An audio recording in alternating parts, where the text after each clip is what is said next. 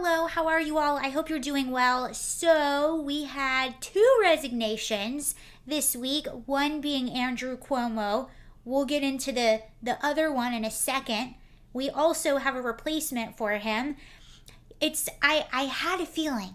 I had a feeling something was going to happen with Andrew. I know a lot of people that I talked to, maybe even a few of you, were like, nothing's going to happen. He's a Democrat. We've seen this before. Nothing ever happens. And I totally understand that sentiment because that's almost what we're used to at this point. But something told me this time was just a little different. He seemed a little bit too backed into a corner and no one was on his side at this point. So he announced on Monday that he was in fact resigning, and we know who's going to be replacing him now. That was my question. Okay, great, he's resigning. Let's be happy, but are they gonna put someone worse? And so they are putting a woman named Kathy Hochul.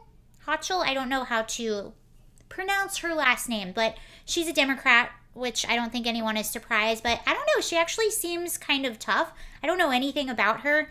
She has described herself as being an independent Democrat, but I'll show you a quick video of her in just a second. We'll talk a little bit about Andrew and then the other resignation that I really, really want to talk about. So this is who Kathy is. Here's her for a few seconds answering some questions. The word toxic has been used to describe the work environment in the executive chamber, so to follow up on what's been asked, do you agree or take issue with that term being used to describe it, and to what extent, given that fact, do you see the need to have turnover? Oh, there'll be turnover. There'll be turnover, and that is the description from many witnesses in the Attorney General's report. I think it's very clear that the governor and I have not been close, physically or otherwise, in terms of much time. And so I've been traveling the state and do not spend much time in his presence or in the presence of many in the state capitol. But that is what has been being reported. And I'm going to stand right here. At the end of my term, whenever it ends, no one will ever describe my administration as a toxic work environment. So there's Kathy. She'll be the next governor of New York. She's the first woman. That's cool. But he has about 13 days left in office. And I know it's a win that he's out. We just need Gavin next, and then we'll just keep going. But it is a win that he's out. But also keep in mind, there's still a lot of people that don't have justice. I know that Janice Dean, she's been very vocal about her disdain for Andrew Cuomo after both of her in-laws passed away in nursing homes. He had the directive and basically forced nursing homes to take infected patients, which caused a huge outbreak and a lot of deaths in these nursing homes. All the while, he had the Comfort, the USNS Comfort that remained basically empty, and it wasn't even utilized. So it was unnecessary to force all these nursing homes to take these patients, and they're not very equipped to deal with infectious diseases like hospitals or somewhere like the Comfort was equipped to deal with that.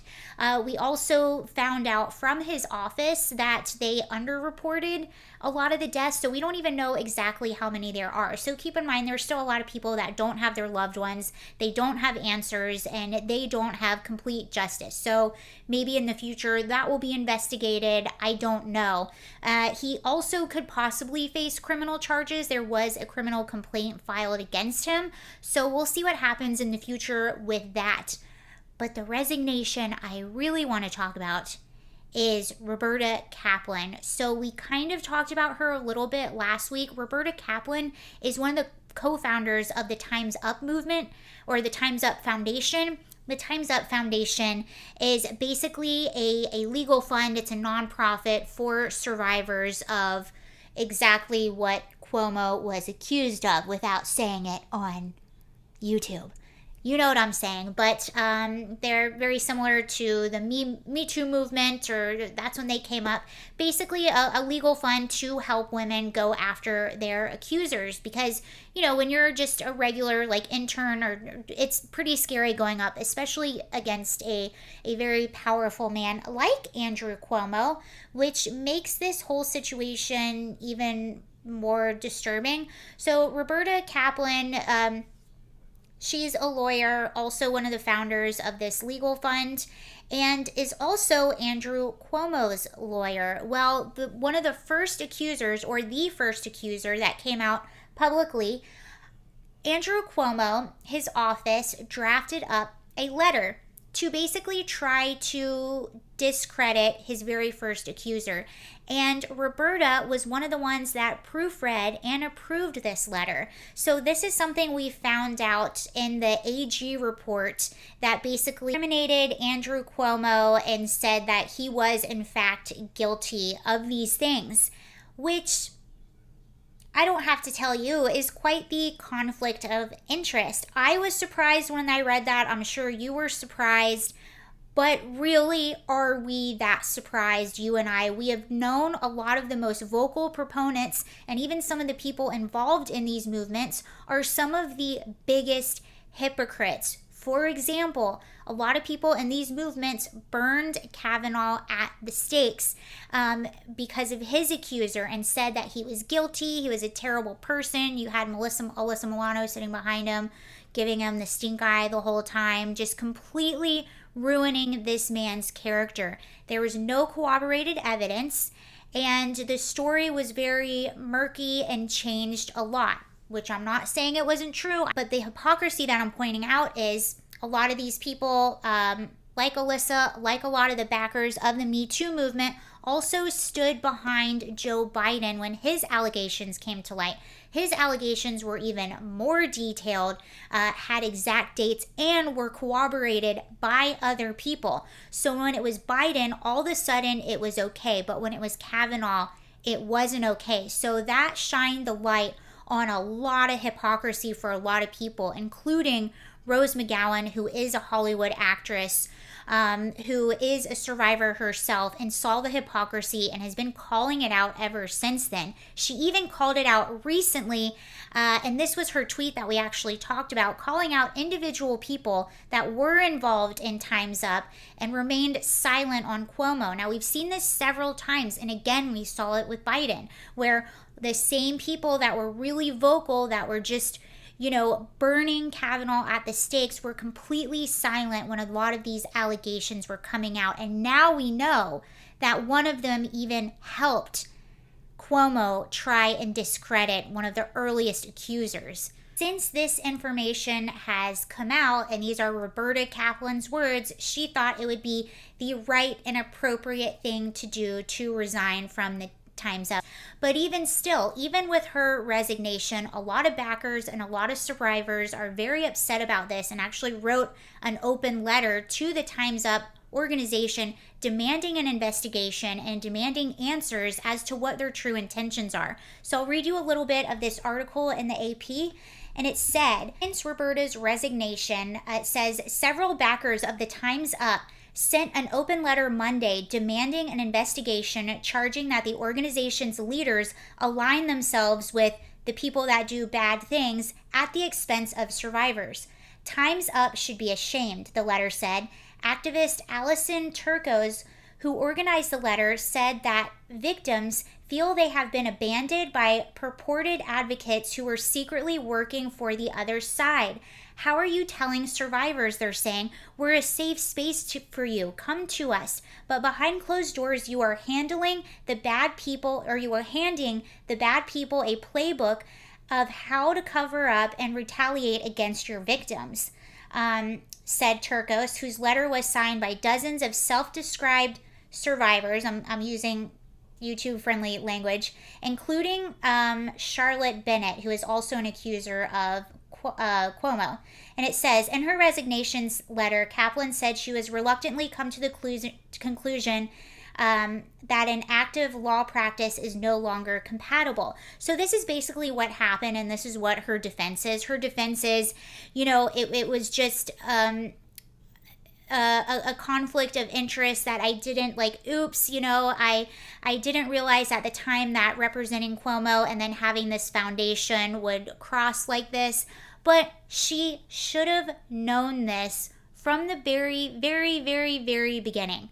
This is something that she should have known. Of course, it's a conflict of interest. How could it not be a conflict of interest? This entire foundation was founded to help women go after powerful men like this. The whole organization was intended to be a safe space for these women to come out and say the things that happened to them. And the founder of this organization is one of the ones trying to discredit one of the very women that did this. Keep in mind, Time's Up got a lot of money in donations, and just because something is a nonprofit organization does not mean that it is completely innocent or all that money isn't going where they tell you it's going. I won't say which nonprofit it is, but I used to volunteer for a very large nonprofit, and it just seemed like I was constantly raising money and even giving them my own money to volunteer. And it got to the point where I was like, you know what? I don't trust this place. Like, I don't know where this money is going. And if I'm asking people for donations and I can't even tell them where their money is going or assure them that it's going to where it's supposed to be going, then I just do not feel right asking people or volunteering my time for this organization. And Time's Up has actually been critiqued before a few times, and something I always tell myself, or I always ask myself when I'm thinking of politicians or nonprofit organizations or this or that, or if you want to know like what people's intentions are, always follow the money. And one critique that Time's Up has gotten, and it could mean absolutely nothing, was they got a $2 million donation from CAA, that's Creative Artists Agency. It's one of the top 10 talent agencies in Hollywood, really, really powerful, and they were very intertwined with Harvey Weinstein. And that donation came around the time where Harvey Weinstein was still in the media a lot, and a lot of this stuff was coming out. So that has been a bit of a critique, and again, that could mean absolutely nothing. There's also a documentary that came out. It was either last year or the year before, but it was called On the Record, and it was about Russell Simmons. I actually don't know anything about this situation. I'm just telling you what happened. But apparently a lot of people have accused, or a lot of women have accused Russell Simmons of misdoings, and a lot of these accusers were making this documentary that was aired, I think it was HBO Max that it was on. I'm just double checking. Yes, HBO Max. Oprah Winfrey was involved in this. She's also a major donor in the Time's Up movement. And Oprah pulled out pretty much last minute, and it really shocked and surprised a lot of the, I'm saying survivors because this is their language, a lot of the survivors that were involved in the film. After Oprah pulled out, Time's Up basically stood with and supported Oprah, and this was the critique by some of the people involved. It said, Time's Up has positioned itself as the primary nonprofit voice on the issue of bad things in the workplace. They put the blessing of the organized women's movement on Winfrey's behavior, and that was a real betrayal of these survivors. Time's Up did come out and say that they support all of the survivors, but they don't support signing their name onto any specific projects. And people were saying, well, how could they not get on board with this? Isn't this literally the reason they exist? Honestly, you guys, this article, I'm reading this up. It says, when Time's Up didn't step up. Haha, see what they did there? This is in the Hollywood Reporter. And it's just important to talk about these things because a lot of women really do put their trust, or a lot of people in general really do put their trust in these nonprofits, and they give them their hard-earned money thinking that it's going to a good cause.